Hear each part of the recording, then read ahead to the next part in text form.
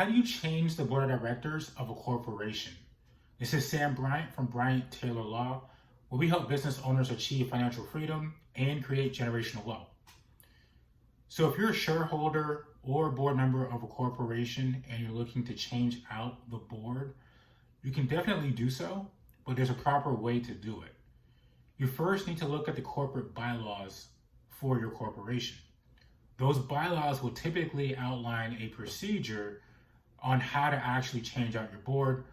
Most commonly, the procedure will say something about having an annual meeting, and in that annual meeting, the shareholders will vote on a new board, and those new board members are elected to a specific term.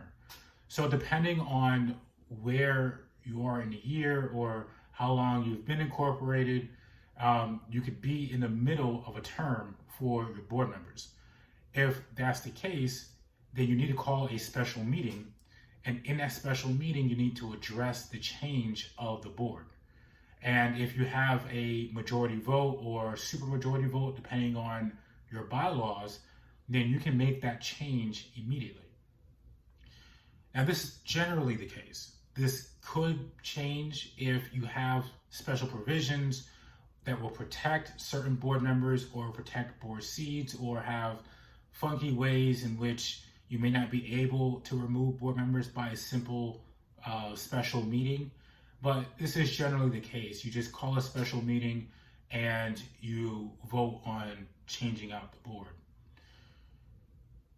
If it's near the end of the year, or if those board terms are actually up, then you can change out the board at the annual meeting of the corporation.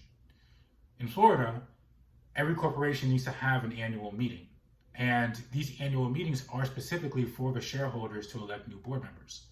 So if your board members if their terms are actually up, then the annual meeting will accomplish what you're trying to do.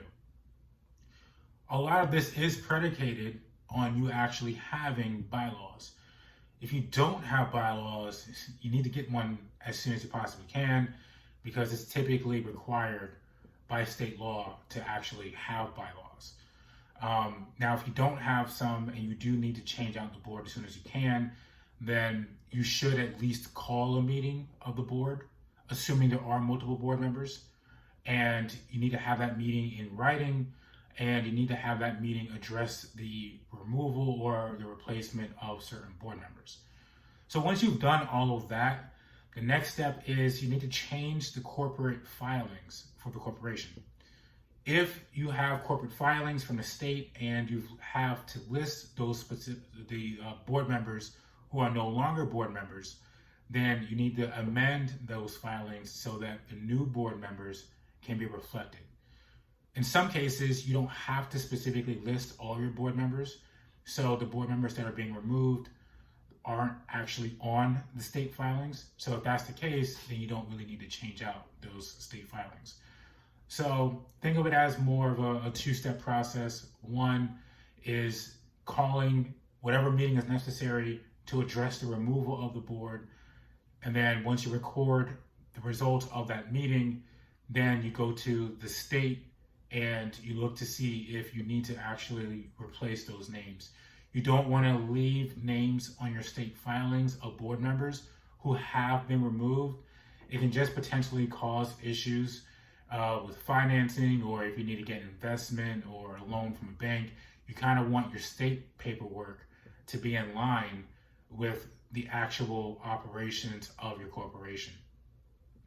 And last thing I'll just say that is, corporate law in regards to corporations and corporate compliance do vary by state. So if you're not a corporation in the state of Florida, then I have to advise you that there could be different laws.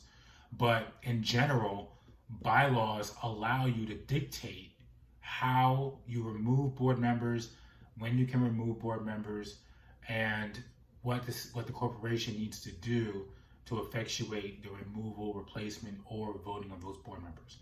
Hope you found this video helpful. We have plenty of other videos on the channel that could help protect your business while you're on your way to financial freedom and creating generational wealth.